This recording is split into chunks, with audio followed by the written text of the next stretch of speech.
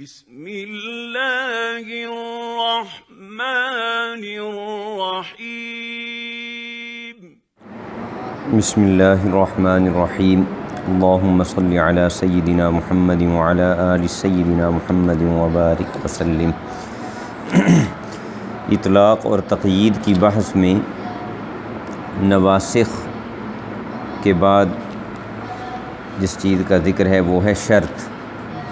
انہوں نے کہا تھا کہ تقیید جو ہے حکم کی وہ کبھی تو مفاعیل کے ساتھ ہوگی، کبھی نواسخ کے ساتھ، پھر شرط کے ساتھ، نفی کے ساتھ، توابع وغیرہ کے ساتھ۔ تو مفاعیل کا ذکر بھی آ چکا، نواسخ کا ذکر بھی آ چکا، اب شرط کا ذکر کر رہے ہیں۔ کہا کہ شرط کے ساتھ جو تقیید ہے یہ ان اغراض کے لیے ہوگی جو اغراض ادوات شرط کے معانی ادا کرتے ہیں۔ یہ جو ادوات شرط ہیں، جتنے بھی کلمات شرط کے لیے استعمال ہوتے ہیں، ان میں صرف شرط اور جزا والا معنی نہیں ہوتا، ساتھ کوئی نہ کوئی ان کی ہر ایک کی اپنی ایک خصوصیت ہے۔ تو جب متکلم اس غرض کو پورا کرنا چاہے گا اور وہ غرض متکلم کا مقصود ہوگی تو پھر متکلم اس کلمہ شرط کو استعمال کرے گا جو معنی اس کلمہ شرط میں پایا جاتا ہے۔ مثلاً اس کی مثال دیتے ہیں کہ جیسے متى اور ایانہ میں زمان پایا جاتا ہے، یعنی ان میں یہ شرط والا معنی بھی دیتے ہیں اور ساتھ ان میں زمان کے معنی پر دلالت بھی پائی جاتی ہے۔ مثلاً متى تقم اقم، یعنی جس زمانے میں تو کھڑا ہوگا اس زمانے میں میں کھڑا ہوں گا۔ اب وہ اپنے کھڑا ہونے کو مقید کر رہا ہے مخاطب کے کھڑا ہونے کے زمانے کے ساتھ، تو ایک مخصوص زمانے کے ساتھ ہے نا تقیید حکم کی۔ تو جب متکلم کا مقصود یہ تقیید ہوگی تو پھر وہ متى کو اور ایانہ کو استعمال کرے گا۔ اسی طرح اینہ اور انا اور حیثما، ان میں مکان کے ساتھ تقیید ہوتی ہے۔ اینہ تجلس اجلس، کیف ما میں حال کے ساتھ تقیید ہوتی ہے۔ بعض اوقات عموم زمانے کا اور بعض اوقات کسی خاص زمانے کے ساتھ، اور بعض اوقات عام حال کے ساتھ تقیید اور بعض اوقات کسی خاص حال کے ساتھ تقیید۔ سمجھ آ رہی ہے؟ کہتے ہیں کہ اس کا پورا استیفاء، یعنی اس کی پوری تفصیل اور پھر ان ادوات کے درمیان فرق کیا ہے، یہ علم نحو کا موضوع ہے۔ علم نحو میں بیان کیا جاتا ہے ان ادوات شرط کو، اسماء شرط بھی ہیں اور کچھ حروف شرط بھی ہیں، کہ ان کا شرط کے علاوہ کیا معنی ہے وہ وہاں سے معلوم کیا جائے، اور جو ان کا معنی ہے جب متکلم کی وہ غرض ہوگی تو پھر متکلم ان کو استعمال کرے گا۔ لیکن کہتے ہیں کہ 3 ادوات شرط ایسے ہیں کہ ان کے درمیان فرق کو واضح کرنا یہاں پر اس علم میں، علم معانی میں ضروری ہے، اس لیے کہ ان 3 کے کچھ ایسے خصوصی معانی ہیں کہ جن کا تعلق بلاغت کے ساتھ ہے، اس لیے ان کی بحث ہم یہاں کریں گے، اور وہ ہیں ان، اذا اور لو۔ ان، اذا اور لو، اس لیے کہ ان میں شرط والا معنی تو پایا ہی جاتا ہے، ساتھ ان میں کچھ ایسے خصوصی مزایا پہلو پائے جاتے ہیں کہ جن کا تعلق علوم بلاغت کے ساتھ ہے اور وہ وجوہ بلاغت سے شمار ہوتے ہیں، اس لیے اس کی تفصیل یہ یہاں ذکر کر رہے ہیں۔ تو پہلے یہ گروپ بنائیں گے، ان اور اذا کو ایک گروپ میں اور لو دوسرے میں، اور پھر ان میں ایک گروہ کی خصوصیت اور دوسرے کی، اور پھر جو پہلے گروہ میں ان اور اذا ہے ان کا پھر آپس میں کیا فرق ہے یہ واضح کریں گے اور ساتھ مثالیں بھی دیں گے۔ تو کہتے ہیں کہ ان اور اذا اس بات میں تو شریک ہیں کہ دونوں استقبال میں شرط کے لیے آتے ہیں، زمانہ مستقبل میں شرط کے لیے آتے ہیں۔ کیا مطلب؟ یعنی یہ بتاتے ہیں کہ یہ جزا جو ہے نا یہ شرط کے ساتھ معلق ہو کر پائی گئی ہے، لیکن زمانہ مستقبل میں، یعنی مستقبل میں اگر شرط پائی جائے گی تو جزا پائی جائے گی۔ اور لو شرط کے لیے آتا ہے لیکن گزرے ہوئے زمانے میں، یہ بتاتا ہے کہ ماضی میں زمانہ گزشتہ میں جزا کا پایا جانا شرط کے پائے جانے پر موقوف تھا۔ اب دونوں گروہوں میں فرق واضح ہو گیا کہ لو ہے جو ہے یہ ماضی میں شرط کے لیے ہے، اور ان اذا جو ہیں یہ مستقبل میں شرط کے لیے۔ اب چونکہ لفظ میں اصل یہ ہے کہ وہ معنی کی پیروی کرے، کیا مطلب کہ جیسا معنی مراد لینا ہو، اصل یہ ہے کہ لفظ بھی ویسا ہی استعمال ہو، اور اگر اس سے اعراض کرنا ہے تو کسی نکتے کی خاطر ہو۔ مثلا اگر آپ نے زمانہ ماضی کو بیان کرنا ہے، شرط جزا کو چھوڑ دو، ویسے آپ نے زمانہ ماضی کو بیان کرنا ہے تو اصل یہ ہے کہ آپ ماضی والا صیغہ استعمال کریں، کیونکہ لفظ معنی کا تابع ہوتا ہے۔ اگر آپ نے مستقبل والا معنی مراد لینا ہے تو آپ مستقبل والا فعل ذکر کریں۔ اگر آپ ماضی کو مضارع سے تعبیر کریں گے یا مضارع کو ماضی سے تعبیر کریں گے تو پھر اس میں کوئی نہ کوئی نقطہ ہونا چاہیے، کیونکہ آپ اصل سے ہٹ رہے ہیں۔ اصل میں لفظ جو ہے وہ معنی کا تابع ہوتا ہے، لہٰذا چونکہ ان اور اذا استقبال کے لیے آتے ہیں، شرط والا معنی استقبال میں دیتے ہیں، تو پھر ان اور اذا کے بعد فعل مضارع آنا چاہیے، فعل مضارع آنا چاہیے، اور اگر ماضی آئے گا اور لو کے بعد ماضی آنا چاہیے، ان اور اذا کے بعد مضارع اور لو کے بعد ماضی، تاکہ وہ اصل پر عمل ہو سکے۔ اصل کیا ہے کہ لفظ معنی کا تابع ہوتا ہے۔ اس کی پہلے مثالیں دے لیں، پھر خلاف اصل کا بھی بتاتے ہیں۔ تو کہتے ہیں کہ وَإِن يَسْتَغِيثُوا يُغَاثُوا بِمَاءٍ كَالْمُهْلِ، جہنمیوں کی بات ہو رہی ہے کہ اگر وہ پانی مانگیں گے، جہنم میں اگر وہ پانی مانگیں گے تو ان کو پانی دیا جائے گا کالمہل۔ تو یہ جو ان کے بعد فعل آئے ہیں دونوں، آپ غور کریں کہ یہ فعل مضارع ہیں، کیونکہ ان کا تعلق مستقبل کے ساتھ ہوتا ہے، لہٰذا ان کے بعد فعل مضارع کا آنا ہی اصل ہے اور وہی آیا ہوا ہے۔ اسی طرح ابو الذؤیب الحذلی ایک شاعر ہے، اس کا شعر ہے وَالنَّفْسُ رَاغِبَةٌ إِذَا رَغَّبْتَهَا فَإِذَا تُرَدُّ إِلَىٰ قَلِيلٍ تَقْنَعُ۔ اس کا ایک مصرع انہوں نے یہاں ذکر کیا ہے۔ پورا شعر یہ ہے کہ انسانی نفس جو ہے اس کی حالت یہ ہے کہ اگر تم اسے رغبت دلاؤ گے چیزوں کی تو یہ ہر چیز کا راغب ہوتا جائے گا، عادی بناتے جاؤ گے تو جس چیز کا عادی بناتے جاؤ گے یہ اس کا عادی بنتا جائے گا، اور اگر تم اس کو رد کرنا شروع کر دو گے تو قلیل کی طرف لوٹاؤ گے، یعنی تھوڑی چیزوں کے استعمال کی کا عادی بنانا شروع کرو گے تو تقنعو، اس میں قناعت پیدا ہوتی چلی جائے گی۔ اب اس میں وَإِذَا تُرَدُّ إِلَىٰ قَلِيلٍ تَقْنَعُ میں اذا کے بعد ترد اور تقنعو دونوں فعل مضارع استعمال ہوئے ہیں، کیونکہ اذا جو ہے یہ مستقبل کے لیے۔ سمجھ آ گیا جی؟ لیکن لو کے ساتھ ماضی استعمال ہوئی، وَلَوْ شَاءَ لَهَدَاكُمْ أَجْمَعِينَ، اگر اللہ تعالیٰ چاہتا تو سب کو ہدایت دیتا، لیکن لو میں آپ جانتے ہیں کہ دونوں کی نفی ہوتی ہے، انتفاع ثانی بسبب انتفاع اول یہ آتا ہے، چونکہ پہلا نہیں پایا گیا اس لیے دوسرا بھی نہیں پایا، چونکہ اللہ تعالیٰ کو منظور نہیں تھا، سب کی ہدایت منظور نہیں تھی، اس لیے سارے لوگ ہدایت پر نہیں۔ یہاں تک تو انہوں نے ان اذا کو اکٹھا رکھا، لو کو الگ رکھا، ان میں فرق بتایا۔ اب ان اور اذا کے درمیان ایک چیز میں تو ہے نا اشتراک، لیکن ان میں بھی فرق ہے۔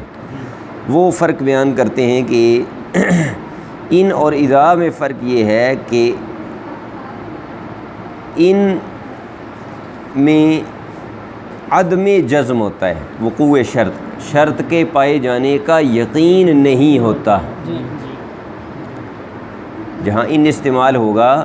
تو وہاں شرط کے پائے جانے کا جزم نہیں ہوگا، یہ اصل ہے۔ یہاں پھر کہہ رہے ہیں کہ یہ اصل ہے، کیا مطلب کہ جزمی امور میں بھی اس کو ذکر کیا جا سکتا ہے لیکن کسی نقطے کی وجہ سے۔ اصل یہی ہے کہ جہاں ان آئے گا تو وہاں عدم الجزم ہوگا، وقوع شرط، اور اذا میں جزم ہوگا۔ ان میں عدم الجزم بوقوع شرط اور اذا میں وقوع شرط کا جزم۔ کہتے ہیں یہی وجہ ہے کہ اذا کے ساتھ ماضی کا استعمال غالب ہے۔ اذا کے ساتھ اکثر ماضی استعمال ہوتی ہے، کیوں کہ جب اذا وقوع شرط کے جزم پر دلالت کرتا ہے تو ماضی کو اس پر دلالت کرنے کے لیے ذکر کر دیا جاتا ہے کہ گویا کہ یہ فعل ہو چکا ہے، کیونکہ اس کا ہونا یقینی ہے، اس کا ہونا قطعی ہے، لہٰذا گویا کہ یہ فعل ہو چکا ہے تو پھر ماضی کو ہی ذکر کر دیا جاتا ہے۔ لیکن ان کے ساتھ ماضی بھی آتی ہے اور ان کے ساتھ مضارع بھی آتا ہے، سمجھ آ گیا؟ کیونکہ ان میں وقوع شرط کا جزم نہیں ہوتا تو کبھی ہوتا ہے شک اور کبھی ہوتا ہے غالب گمان، غلبہ ظن۔ تو اگر غلبہ ظن ہو تو ماضی ذکر کر دی جاتی ہے، غلبہ ظن ہو تو ماضی، تاکہ وقوع والی جانب کو ترجیح ہو جائے، اور اگر شک ہو تو پھر مضارع۔ اگر کہتے ہیں کہ اگر تم یوں کہو ان ابرأ من مرضی اتصدق بألف دینار، ان کے بعد ابرأ مضارع ذکر کرو، اگر میں صحت مند ہو گیا اپنے مرض سے تو میں صدقہ کروں گا 1000 دینار، تو یہ اس کا مطلب ہے کہ تمہیں شک ہے، تمہیں اپنے صحت مند ہونے میں شک ہے، کیونکہ تم نے مضارع ذکر کیا ان کے بعد، اور ان ویسے بھی عدم جزم کے لیے آتا ہے، اور پھر تم نے جزم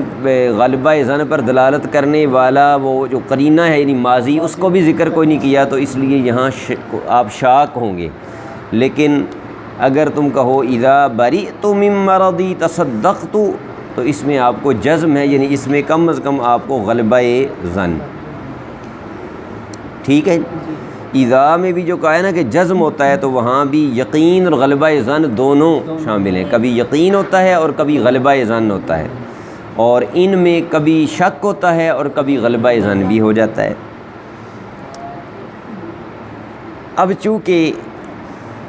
ہم ان اور اذا میں یہ فرق واضح کر چکے کہ ان میں وقوع شرط پر جزم نہیں ہوتا اور اذا میں ہوتا ہے، اس لیے کہتے ہیں کہ جو احوال نادرہ ہیں نا، ایسی چیزیں ہیں کہ جو کبھی کبھار ہوتی ہیں، کبھی کبھی ہوتی ہیں، اور ان کے ہونے کا، موجود ہونے کا اس وقت یقین بھی نہیں ہوتا، ان کے ساتھ ذکر کیا جاتا ہے ان کو حیز ان میں، ان کے بعد ذکر کیا جاتا ہے، ٹھیک ہے۔ اور جو احوال کثیرہ ہیں جو ہر وقت وقوع پذیر ہوتے رہتے ہیں، ان کو حیز اذا میں ذکر کیا جاتا، ٹھیک۔ بڑی خوبصورت مثال اس کی انہوں نے دی ہے، ایک ہی آیت میں یہ دونوں باتیں واضح ہو رہی ہیں، اور اس سے قرآن کریم کی جو بلاغت ہے وہ بھی واضح ہو رہی ہے۔ اللہ تبارک و تعالی نے موسیٰ علیہ السلام کے متعلق جو فرعونیوں کا یہ رویہ تھا اس کو ذکر کرتے ہوئے فرمایا فَإِذَا جَاءَتْهُمُ الْحَسَنَةُ قَالُوا لَنَا هَٰذِهِ۔ حسنہ سے یہاں مراد نیکی نہیں ہے، حسنہ سے مراد یہاں کوئی بھی ایسی چیز ہے کہ جو فائدہ مند ہو، ٹھیک ہے، اللہ تعالیٰ کی نعمتوں میں سے کوئی بھی نعمت، کہ جب ان کو کوئی نعمت ملتی ہے تو کہتے ہیں کہ لنا ہذہ، یہ تو ہے ہی ہماری، ہم تو مستحق ہی اسی کے ہیں۔ وَإِن تُصِبْهُمْ سَيِّئَةٌ يَطَّيَّرُوا بِمُوسَىٰ وَمَن مَّعَهُ، اور اگر انہیں کوئی مصیبت پہنچتی ہے، کوئی ایسی نقصان دہ چیز کا سامنا کرنا پڑتا ہے، تو وہ موسیٰ علیہ السلام اور ان کے جو متبعین اہل ایمان ہیں نا، تو ان سے بدفعلی لیتے ہیں، مطلب وہ کہتے ہیں نعوذ باللہ کہ یہ ان کی نحوست ہے کہ ان کی وجہ سے ہمارے اوپر یہ مشکل آئی۔ اب اس میں کہتے ہیں کہ چونکہ حسنہ یعنی اللہ تعالیٰ کی طرف سے بھلائیوں کا ملنا، انعامات کا ہونا، جو مادی انعامات ہیں، جسمانی انعامات ہیں، یہ تو محقق چیز ہے۔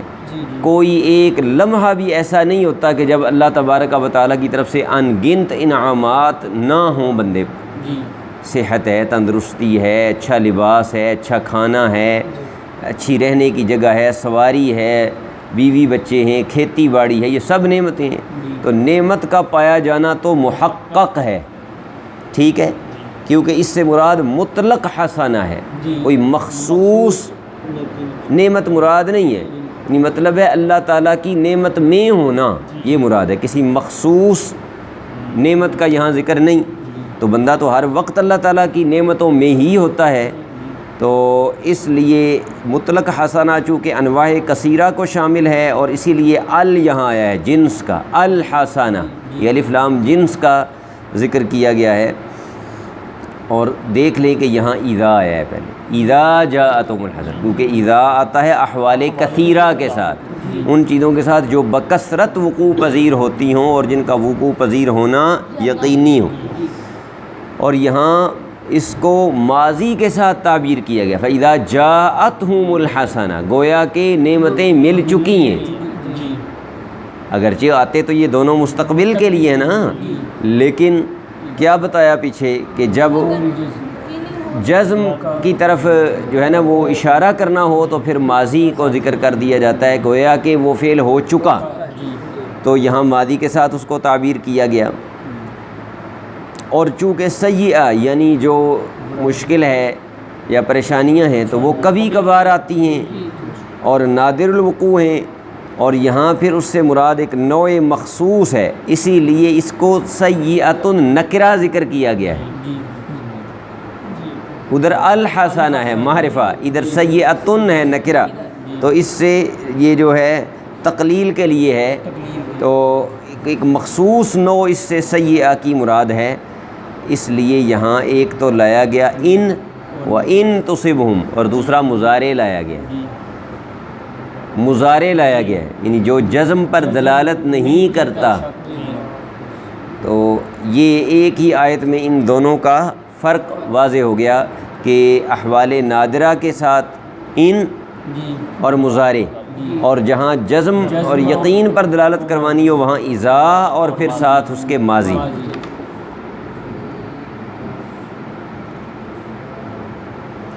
کہتے ہیں فَفِي الْآيَةِ مِنْ وَصْفِهِمْ بِإِنْكَارِ النِّعَمِ وَشِدَّةِ التَّحَامُلِ عَلَى مُوسَىٰ علیہ السلام